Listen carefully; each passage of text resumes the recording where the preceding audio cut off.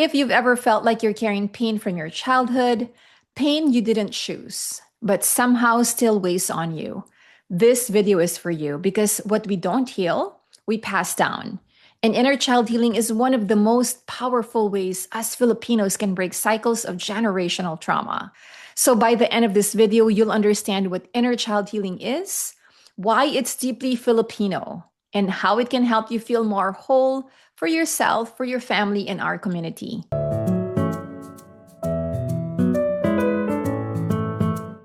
Magandang umaga, hapon, or gabi po sa inyong lahat.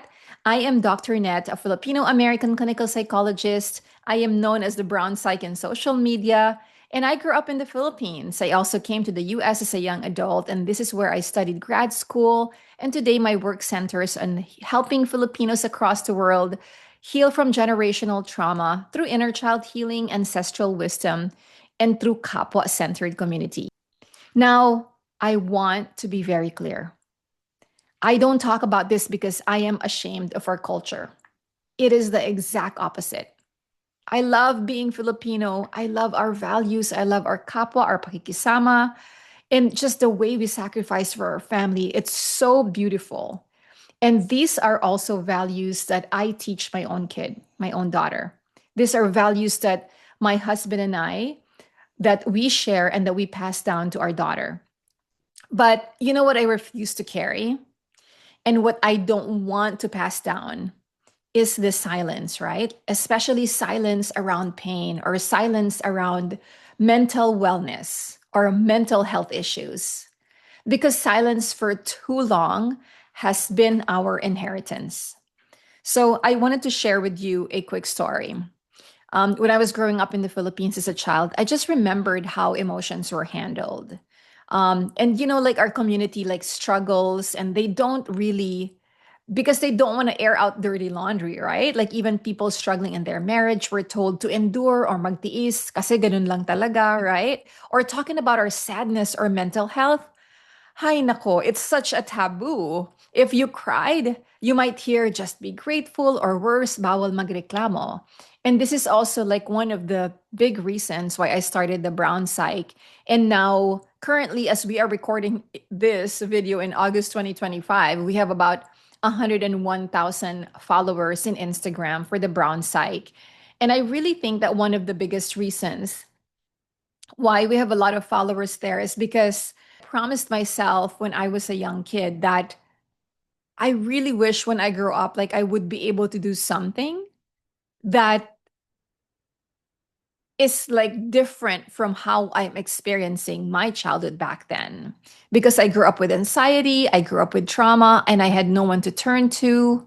I really felt so alone and I really felt weird. I thought I was the only one going through that because no one around in our community talks about mental health issues. And, as because us in the Philippines, we watch Western TV, we watched Mr. Rogers, we watched Sesame Street, and I distinctly remembered Mr. Rogers being one of the most gentle soul that I've ever met, right? Because he was just so attuned to the kids and just so attuned to how they're feeling and just like really letting them open up about like what happened to them without shaming, without criticism. And again, like I am not shaming our culture. We also have like other ancestors and sometimes even neighbors who are so kind to us who would like or like even relatives like who would like be open to that, but it's kind of like really far and few in between because a lot of our ancestors really survived. So children in those TV shows that I watched, they were encouraged to name their feelings and to be heard. For a lot of us in the Filipino community, we were taught to just stay silent or like we were like really seen and not heard for the most part. I am not saying everyone, just a disclosure. But for me, when I saw those TV shows, that was the first glimpse of empathy. And that contrast really shaped me. It made me realize that I don't want silence to be the pattern that I pass on to my own daughter. So here's what most of us weren't taught too. Like our silence didn't just come out from nowhere. It's really colonial legacy. Because if you really think about it, 333 years, that is really long. Like the Spanish taught that our ancestors has to be always obedient, has to be godly, and that resistance was a sin. And then later on, the American systems brought Western psychology while dismissing our own. And over time, we learned to survive. We had to be quiet, endure, sacrifice to ease. And this wasn't always who we were. Pre-colonial Filipinos grieved and healed together in community. We had rituals, chants, and the guidance of the Babaylan who were revered in our community back then. And emotions were communal. I even like would imagine, right, that they would kind of like sit in the, in this bonfire at night and sharing stories, and then that's how they healed together by sharing, by like that community of sharing. So when we reclaim our right to feel and heal, we are not breaking tradition. If you really think about it, we're returning to it. So, what is inner child healing? Well, at its heart, it's about reconnecting with the parts of you that were silenced or neglected as a child. It's giving voice to the one who was told, don't cry, don't talk about it, or just pray about it, right? Just continue to pray and it will go away. And inner child healing says, well, your feelings matter. And you deserve to be heard then, and you deserve to be heard now. It's not about blaming our parents, like I said, or our grandparents, because they also carried their own unhealed wounds shaped by colonization and survival.